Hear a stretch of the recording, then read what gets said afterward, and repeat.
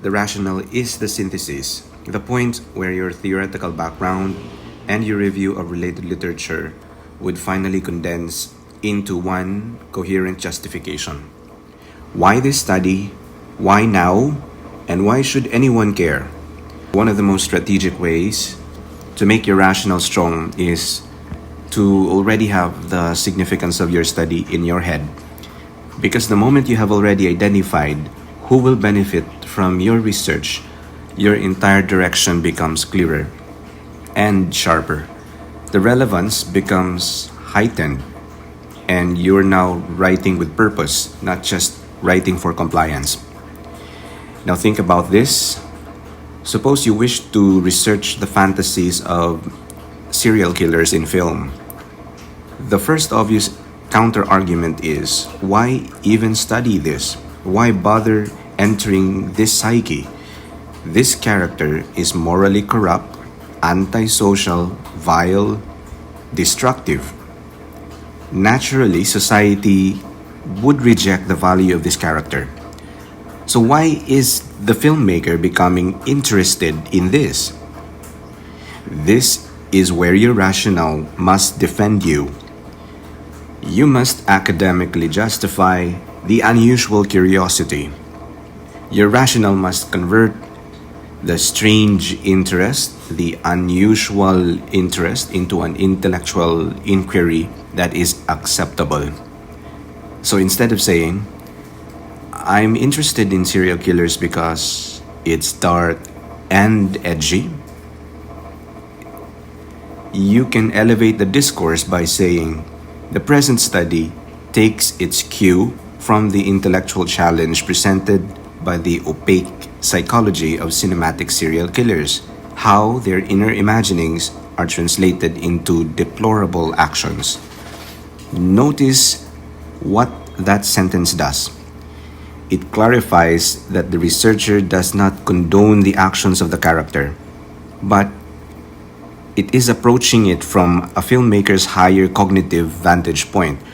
You position your research on the plane of ethics, values, norms, social expectations, where even the taboo subject can become academically valid. You must express that the topic is researchable because it can help society reflect, reconsider, purge, or refine what it knows about humanity. If you continue, you then anchor it on your chosen theoretical approach. Using the framework of Bodil 2025, this study explores the imaginings of the serial killer and how these imaginings transform into action. That one sentence is already your project direction or research direction. You are announcing, this is a character analysis. This is a psychological mapping. This is a literature-supported exploration into mind and behavior. Then, logically, you transition into your approach to filmmaking. Because this is not purely literary analysis. It's a study that produces film as an output. So you would state, this study pursues an exploratory form of filmmaking, grounded in a more in-depth probe into serial killer consciousness using visual aesthetics, static camera, and a dreamlike narrative, drawing from the surrealist techniques pioneered by Louis Buñuel, 1929. This is now your creative methodology. You are explaining why surrealism is not random weirdness, but a necessary cinematic grammar when we explore the subconscious category.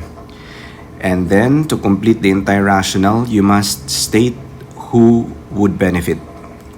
This is always the missing part in most rationales. Who will actually use this study? Who will this matter to? So you include, the results of the study will contribute to contemporary crime narrative scholarship and the refinement of character construction in cinema. Crime novelists and crime genre filmmakers will benefit from insights that challenge archetypal serial killer portrayals and align them more closely with updated empirical findings.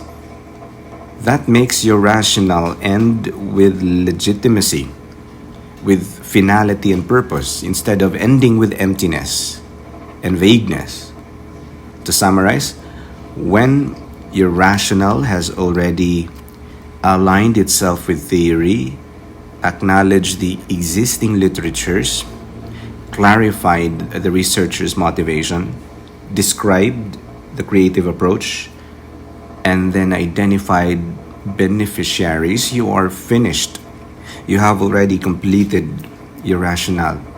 You've secured the reader's faith in your study, and you have closed the door of doubt.